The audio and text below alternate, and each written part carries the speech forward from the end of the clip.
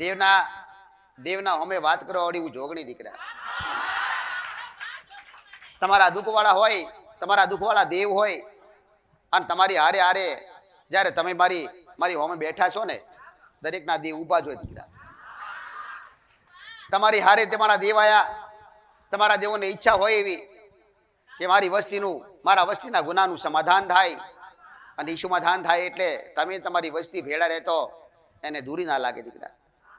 આજ તમારા દેવ દૂર હોય, એ દૂર એને ગમતું નથી, કારણ કે એવી મજબૂરી તમારા દેવની કે તમારી પહા ભલે આવતા નથી, પણ રક્ષા તો ઈશ કરતા હોય દીકરા.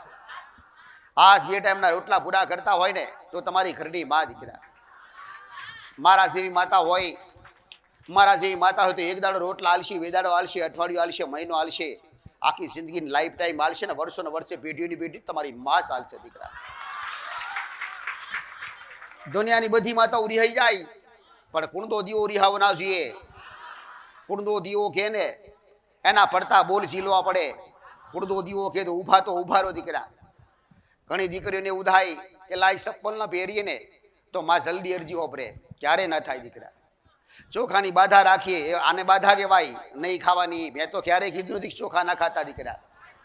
પેટ ભરીને ખાઓ, ક્યારે ઉપવાસ બતાવ્યો નથી કોઈ દેવી શક્તિ માટે દીકરા.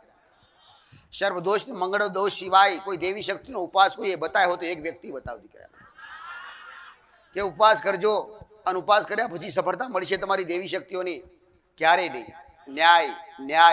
ન્યાય વિના કશું જ નહીં દીકરા. અધિકાર વિના કશું નહીં દીકરા. પણ ન્યાય ને અધિકાર જેને સમજતા આવડતું હોય ને તો જ ફાયા. અને જો કદાચ ન્યાય ને અધિકારની તમને ખબર નહીં પડે ને તો ગમે તેલા દીવા કરશો ને, ગમે તેલી ભક્તિ કરશો ને, ગમે તેલા પૂનદાન કરશો એ બધાય બેકાર દીકરા. બાકી એવી ખબર હોવી જોઈએ કયું દેવ નડે તમને એવી ખબર પડવી જોઈએ. એ દેવ કોનું એ ખબર પડવી જોઈએ. એ દેવ કેમ એ ખબર પડવી જોઈએ. દરેક દેવ તમને પૂરતી માહિતી ના આપે. હું કહી દઉં કે જાઓ તમને મેલડી નડે તમારા બાપ દાદાની, એટલે બાકીની બધી સમજ તમારે આવરી લેવાની હોય. બાકી બાપની હોય કે તમારા બાપ દાદાની કોઈ દેવી શક્તિ હોય તો એને શું કરવું પડે? બેસાડીને પૂછવી પડે. એવી પોતાની સમજ હોવી જોઈએ દીકરા. હું દરેક વ્યક્તિને નાઈ કહ્યું હોય, મેં જનરલ કહ્યું હોય કે ઘરની માં હોય એને પૂછવી પડે.